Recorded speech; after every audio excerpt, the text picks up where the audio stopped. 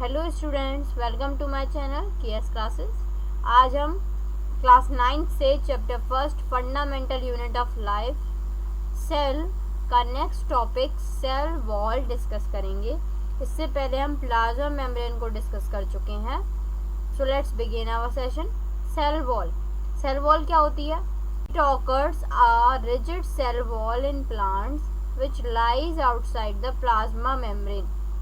एक rigid cell wall occur होती है किसमें? प्लांट्स में, जो प्लाज्मा मेम्ब्रेन के आउटर कवरिंग होती है।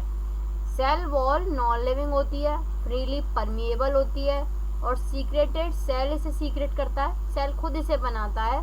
किसके लिए? प्रोटेक्शन के लिए, प्लाज्मा मेम्ब्रेन की और साइटोप्लाज्म की। प्लाज्मा मेम्ब्रेन है वो सेलेक्टिवली परमिएबल होती है, जो भी यूजफुल होंगे सेलों के लिए उन प्रोडक्ट्स को जाने देती है सेलेक्टिवली, और जो हार्मफुल होंगे उन्हें नहीं जाने देती है। लेकिन वो होती तो थिन है, सॉफ्ट होती है, तो अगर कोई डैमेज होगा तो वो तो सीधे डैमेज हो जाएगी। ये सेल वॉल को सीक्रेट किया गया है। और वो सेल वॉल क्या करती है? प्रोटेक्शन करती है प्लाज्मा मेम्ब्रेन की और साइटोप्लाज्म की, जो कि सबसे स्मूथ है सेल के। ये मेडअप किससे बनती है? It is made up of fibrous polysaccharide called cellulose. Polysaccharide जो होते हैं वो ग्लू टाइप में होता है, जो क्या करता है? छोटे छोटे सेल्यूलोज को एक साथ कंबाइन करने में मदद करता है, ग्लू की तरह। और ये मिलके क्या बनाते हैं? Cell wall.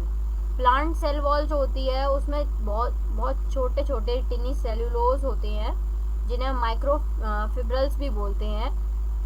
और एक एक सेल्यूलोज मतलब एक एक माइक्रोफिब्रल्स भी बोलते हैं छोटे छोटे सेल्यूलोज फाइबर्स को, जिससे सेल्यूलोज बनता है। तो वो एक एक माइक्रोफिब्रल्स 1000 ऑफ सेल्यूलोज बनाता है। मतलब जो माइक्रोफिब्रल्स हैं, जो सेल्यूलोज बड़ा सेल्यूलोज बना रहे हैं, वो छोटे छोटे कई सारे सेल्यूलोज से मिलकर बनता है। और वो बहुत सारे सेल्यूलोज मिलकर और किसके साथ? पेक्टिन्स और हेमी सेल्यूलोज के साथ मिलके एक सेल वॉल बनाते हैं। नेक्स्ट आते हैं function of cell wall. Cell wall का फंक्शन क्या होता है? ये परमिट करती है प्लांट सेल को टर्जिड यानी रिजिड, टर्जिड या कहेंगे रिजिड बनाने में। सेल वॉल हार्ड होती है, वो थिक होती है, इसीलिए थोड़ी हार्ड भी होगी, रिजिड होगी।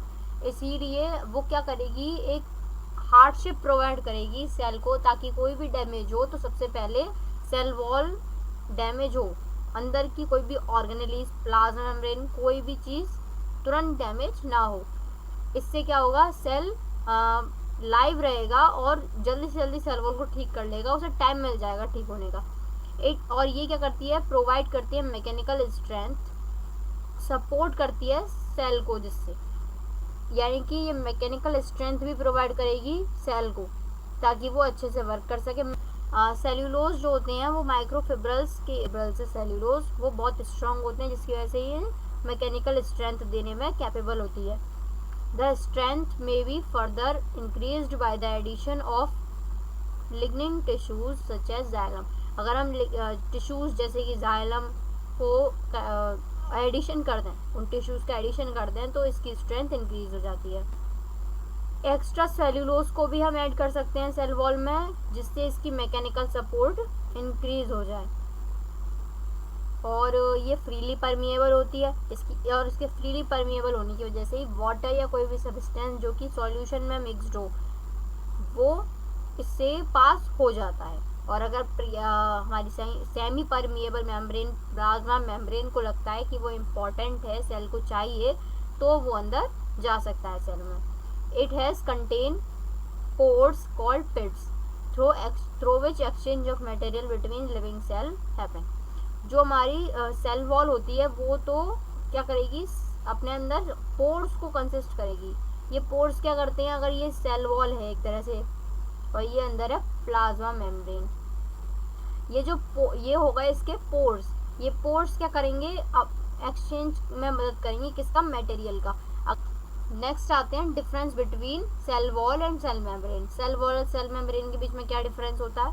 सेल वॉल प्लांट सेल में होती है और एनिमल सेल में ये नहीं होती है, जबकि प्लाज्मा मेम्ब्रेन दोनों में ही होती है। सेल मेम्ब्रेन दोनों में ही प्रेजेंट होगी। सेल मेम्ब्रेन को ही प्लाज्मा मेम्ब्रेन भी कहते हैं। ये जो है सेल के बाहर लाई करती है। और किस में प्रेजेंट है? प्लांट सेल में। तो एनिमल सेल में तो होगी ही नहीं ना। तो प्लांट सेल में क्या होगा? ये सेल मेम्ब्रेन के आउटसाइड लाई करेगी, यानी सेल के सबसे बाहर आउटसाइड लेयर होगी ये। जबकि सेल मेम्ब्रेन जो होती है एनिमल सेल में वो आउटसाइड होती है, क्योंकि वहाँ सेल वॉल प्रेजेंट नहीं है एनिमल सेल्स में। सेल वॉल जो होती है वो नॉन लिविंग होती है और क्वाइट थिक होती है प्लांट्स में। जबकि सेल मेम्ब्रेन जो है वो लिविंग होगी। ये तो नॉन लिविंग थी सेल वॉल, लेकिन ये लिविंग होगी और ये क्वाइट थिन होगी, यानी पतली होगी है। इसीलिए तो इसे डैमेज पहुंचाया जा सकता है। और ये फोल्डिंग्स भी होती हैं इसमें, क्योंकि ये थिन है।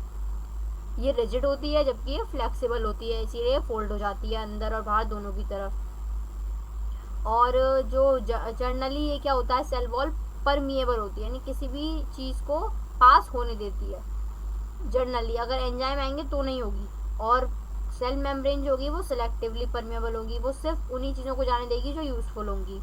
ये सेलुलोज से और हेमी सेलुलोज और पेक्टिन से बनी हुई होती है, जबकि ये लिपिड्स और प्रोटीन्स और स्मॉल नंबर ऑफ कार्बोहाइड्रेट्स से बनी हुई होती है। तो इनके जिससे बनी है उसका डिफरेंस है ये इसका फंक्शन क्या होता है? सेल वॉल का प्रोटेक्शन प्रोवाइड करना, जबकि सेल मेम्ब्रेन का फंक्शन होता है सेल्यूलर जो कंट्रोल पैसेज जो सेल्यूलर पैसेज है उसे होल्ड करके रखना, कंट्रोल करना कि कौन सी चीज़ सेल के अंदर जाएगी और कौन सा सब्सटेंस सेल के अंदर नहीं जाएगा। तो इसे कंट्रोल करने का काम सेल मेम्ब्रेन का होता है। प्रोटेक्शन का काम सेल वॉल का होता है। नेक्स्ट आते हैं हम न्यूक्लियस पर। न्यूक्लियस क्या होता है?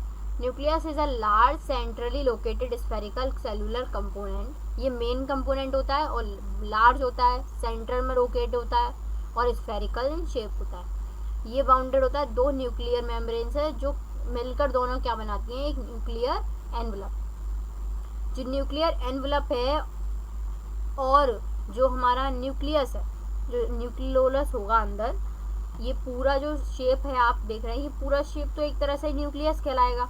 इसके ऊपर होगा न्यूक्लियर एनवलप, उसके अंदर होगी दो मेम्ब्रेन जिन्हें हम न्यूक्लियोलस और न्यूक्लियोप्लाज्म कहते हैं, जो जिससे दो लेयर से कवर्ड होता है न्यूक्लियर एनवलप। और ये न्यूक्लियर एनवलप और ये जो न्यूक्लियर प्लाज्म है, इनके बीच में भी कुछ स्पेस होगा।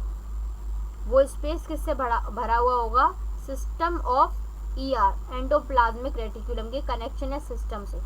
एंडोप्लाज्मिक रेटिकुलम को हम बाद में डिटेल में डिस्कस करेंगे। अभी के लिए ये एक तरह से सिग्नल्स पहुंचाती हैं राइबोसोम्स तक। अगर न्यूक्लियस ने कोई सिग्नल दिया है तो उस सिग्नल को राइबोसोम्स तक कंटिन्यू करने में काम आती हैं, जो उसे बताती हैं कि अब न्यूक्लियस को प्रोटीन की ज़रूरत है, तो उसे प्रोटीन सिंथेसाइज करे और न्यूक्लियस को भिजवाए।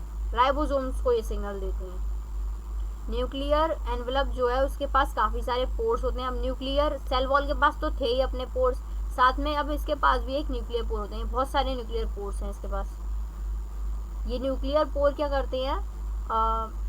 इससे एक्सचेंज होता है मटेरियल का, प्रोटीन्स का या किसी भी जो इसके यूजफुल है। न्यूक्लियर प्लाज्म जो होता है वो लिपिड ग्राउंड होता है। जो न्यूक्लियोलस होता है वो फैक्ट्री होता है राइबोसोम्स की, जो फॉर्म करता है क्या? प्रोटीन। अब राइबोसोम मैंने आपको अभी थोड़ी देर पहले बताया था कि राइबोसोम क्या होता है?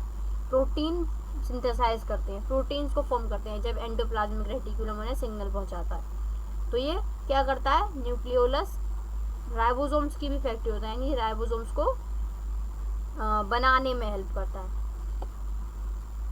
नेक्स्ट आते हैं क्रोमोसोम्स पर। क्रोमोसोम्स क्या होते हैं? क्रोमोसोम्स थ्रेड लाइक स्ट्रक्चर होते हैं जो न्यूक्लियस के अंदर प्रेजेंट होते हैं और ये विजिबल तभी होते हैं जब सेल डिवीज़न होता है। क्रोमोसोम हेरिडिटी मटेरियल को कंटेन करते हैं कि कोई भी अगर प्लांट है वो किस तरह से दिखेगा, उसके फ्लावर कलर कैसा होगा या वो कैसा दिखेगा, तो ये इसे कंटेन करते हैं। हम ह्यूमन बीइंग के अंदर जो न्यूक्लियस होता है उसके अंदर भी सेम क्रोमोसोम होगा, उसके अंदर भी जेनेटिक मटेरियल होगा और वो जेनेटिक मटेरियल कंटेन करेगा कि ह्यूमन बीइंग कैसा दिखेगा। तो दोनों में ही क्रोमोसोम प्रेजेंट होंगे और न्यूक्लियस तो दोनों में ही होता है। और एक क्रोमोसोम यानी पर क्रोमोसोम कंटेन करता है दो कंपोनेंट को, एक डीएनए और दूसरा प्रोटीन्स। डीएनए ही जो हमारा जेनेटिक मटेरियल है उसे कंटेन करता है। में क्रोमोसोम एक बड़ी यूनिट है, उससे छोटी यूनिट डीएनए, और डीएनए के अंदर भी जीनस होते हैं जो कंटेन करते हैं हमारे जेनेटिक मटेरियल को। एक जीनस के पास हमारी एक हेरिडिटी कैरेक्टर होता है। ज़्यादातर क्रोमोसोम जो हैं वो उनके पास क्या होता है, 2 आर्म्स होते हैं जो एक दूसरे से कैसे कनेक्टेड होते हैं, सेंट्रोजोम से। ये जो बीच में आपको ये कनेक्शन दिख रहा है, ये 2 आर्म्स हैं इसके, और ये दोनों आर्म्स इसी सेंट्रोजोम से कनेक्टेड हैं। तो ये सेंट्रोजोम का क्या कर रहा है, 2 आर्म्स को क्रोमोसोम के कनेक्शन प्रोवाइड कर रहा है। और ये जो स्ट्रक्चर दिख रहा है थ्रेड लाइक, ये क्या है, डीएनए। इस डीएनए के अंदर हमारा जेनेटिक या हेरिडिटी मटेरियल प्रेजेंट होगा। इस पिक्चर में ये दिखाया गया कि किस तरह से ह्यूमन बींग्स के अंदर कितने पेयर होते हैं। ह्यूमन बींग्स के अंदर 23 पेयर्स ऑफ क्रोमोसोम होते हैं, और जो लास्ट 23 पेयर होता है उसके पास वाई और एक्स क्रोमोसोम प्रेजेंट होते हैं। इन्हीं क्रोमोसोम्स के पास हमारी सारे कैरेक्टर्स होते हैं कि हम कैसे दिखेंगे। इसका डिसीजन क्रोमोसोम्स ही लेते हैं, 23 पेयर्स ही लेते हैं। फंक्शंस क्या होता है न्यूक्लियस का? न्यूक्लियस का फंक्शन होता है, न्यूक्लियस क्या करेगा, कंट्रोल करेगा सारी मेटेलिक एक्टिविटीज़ को। मेटेलिक एक्टिविटीज़ कोई भी हो सकती है, प्रोटोप्लाज्म का अनलिमिटेडली ड्राइव्स अप होना, या फिर माइटोकॉन्ड्रिया का एटीपी फॉर्मेशन, कुछ भी हो सकता है। वो सारी मेटेलिक एक्टिविटीज़ को ये जो सेल न्यूक्लियस है ये कंट्रोल करेगा। तो एक तरह से मास्टर ऑफ द सेल है वैसे। और माइटोकॉन्ड्रिया क्या है, power house of the cell. Nucleus जो है अगर सेल से रिमूव कर दिया जाए तो सेल लिविंग नहीं रह सकता, क्योंकि न्यूक्लियस ही तो सारे सिग्नल्स भेजेगा कि उस कब क्या करना है, कब क्या नहीं करना है। तो सारे सेल ऑर्गेनिज्म उसके कमांड पर ही वर्क करेंगे। तो अगर वो नहीं होगा तो सेल नहीं चल पाएगा। ये सेल्फ साइकिल को भी रेगुलेट करता है, और ये ट्रांसमिशन में भी काम आता है हेरिडिटी कैरेक्टर के, जो कि पेरेंट से ऑफस्प्रिंग तक होते हैं। आई थिंक आपको इस वीडियो के सारे टॉपिक्स क्लियर हो गए होंगे। Thank you for watching my video. Like, share and subscribe my channel, and you can also follow us on Telegram channel where all the notes of this session and other session available. And you can also follow us on Instagram page and Facebook page. Thank you.